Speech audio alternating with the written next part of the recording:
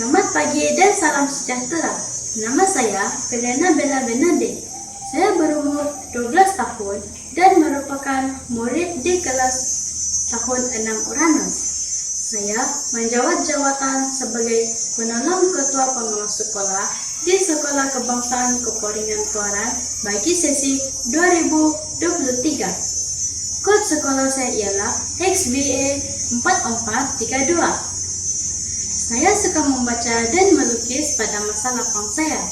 Saya kerap datang membaca bukan sahaja di pusat sumber sekolah, malah di perpustakaan awam dan juga di rumah. Melalui bacaan buku, sama ada fiction atau bukan fiction, saya dapat membuka minda untuk menjadi lebih kreatif dan berimajinasi tinggi. Kebanyakan hasil lukisan saya adalah berilhamkan cerita-cerita yang saya baca. Cita-cita saya adalah untuk menjadi seorang pelukis yang berjaya suatu hari nanti.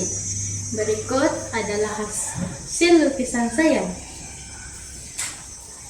Pada hari ini, saya akan memberi sedikit ulasan tentang buku cerita pilihan saya. Buku ini bertajuk Ikan Sembilang, hasil karya Sulaiman Zakaria. Buku ini diterbitkan oleh Junior Pages Publications edisi 2014 dan dicetak oleh Kim Guan Press Enterprise Sendirian Berhad. Buku ini adalah bergenre fiction dalam siri Melayu klasik dan hanya mengandungi 16 muka surat. Saya memilih buku ini karena jalan cerita yang mudah dipahami. Penulis juga menyenaraikan kosakata sebagai rujukan. Selain itu, terdapat beberapa soalan pada muka surat akhir buku untuk menguji minda dan pemahaman pembaca. Baiklah, saya akan berkongsi sedikit sinopsis tentang buku ini. Buku ini mengisahkan tentang sebuah kampung yang mempunyai tasik yang indah. Di dalam tasik itu ada banyak ikan. Namun, tiada sesiapa pun yang berani menangkap ikan di tasik itu karena akan ditimpa bencana.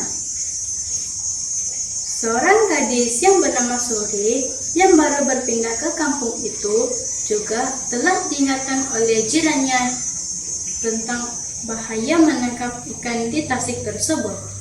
Namun, Suri bersikap enggan percaya akan kata-katanya.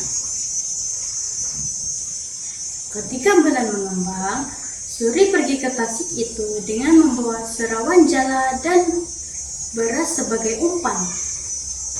Dukun Lembu Mariam telah melarang Suri menangkap ikan di tasik itu sebelum terjadi hal yang buruk.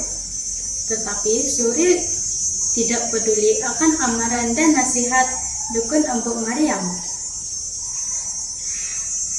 Setelah Suri mendapat 9 ekor ikan, dia pun menyang ikan-ikan itu, memanggang, lalu memakan kesemua ikan itu.